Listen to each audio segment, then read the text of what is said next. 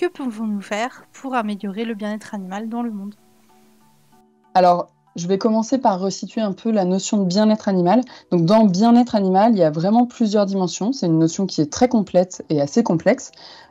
Parmi ces notions, il y a à minima l'absence de faim et de soif des animaux, mais aussi l'absence de maladie, donc la santé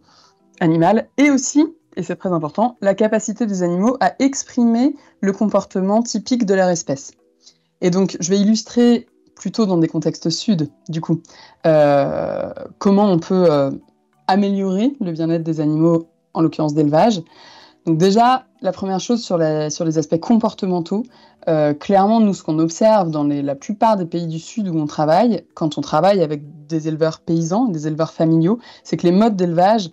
traditionnels, ou en tout cas pratiqués dans ces contextes, sont souvent bien plus respectueux finalement de l'expression comportementale des animaux que les élevages industriels ou très intensifs des pays du Nord. Parce que déjà, en général, les animaux sont élevés dans des conditions assez extensives, ils ont accès à l'extérieur, ils ont accès à des surfaces plus ou moins grandes, mais quand même d'assez grandes surfaces. Et puis, il y a une telle proximité de vie au quotidien entre les éleveurs, les familles d'éleveurs et leurs animaux, que la préoccupation du bien-être de l'animal et sa capacité à vivre en groupe, à fouisser quand on parle d'un cochon, à se percher quand on parle d'une poule, est assez naturellement, entre guillemets, respectée. Donc ça, c'est la première chose. Quand on parle des aspects absence de faim et de soif,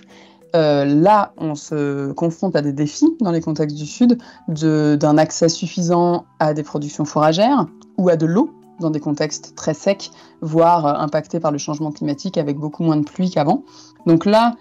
ce qui est fait, en tout cas ce que fait AVSF, c'est d'appuyer techniquement ces éleveurs pour améliorer les rations, peut-être en diversifiant le type de culture fourragère qu'ils pratiquent, en adaptant ces cultures aussi aux contraintes climatiques qui évoluent, à s'organiser collectivement pour mieux accéder à l'eau et y accéder plus durablement. Et tout ça, ça a un impact sur le bien-être des animaux puisqu'ils sont mieux nourris et mieux abreuvés.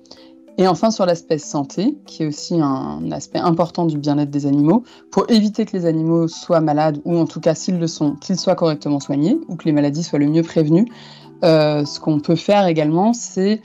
dans des contextes où la présence de vétérinaires est très pauvre, c'est-à-dire que c'est vraiment des régions où il y a peu de services vétérinaires accessibles, que ce soit publics ou privés pour les éleveurs, c'est développer des systèmes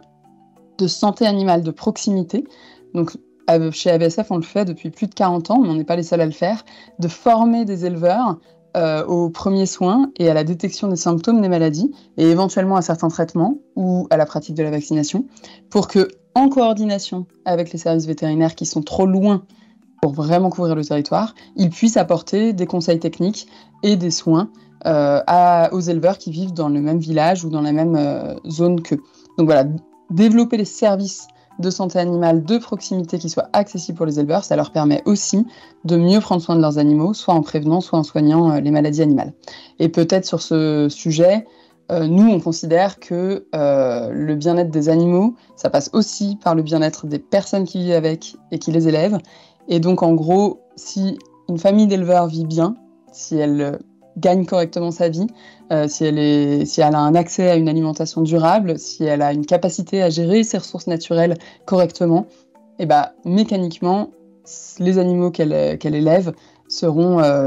mieux traités et en meilleur état de bien-être. Donc pour nous, le bien-être des animaux est intimement lié au bien-être des populations qui les élèvent et qui vivent avec.